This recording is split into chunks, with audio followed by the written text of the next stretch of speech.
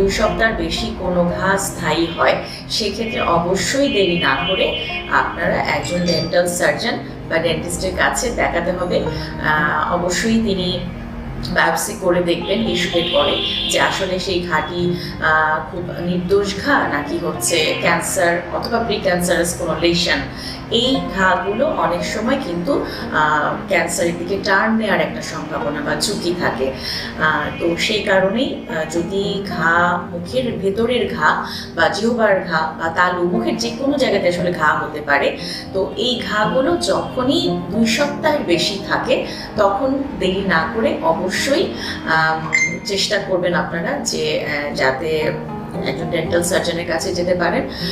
আর একটা বিষয় হচ্ছে অবশ্যই মুখের ঘা বা যে কোনো ওরাল ক্যান্সার প্রতিরোধের জন্য আমাদের যেটি করতে হবে সেটি হচ্ছে ধূমপান ত্যাগ করতে হবে এবং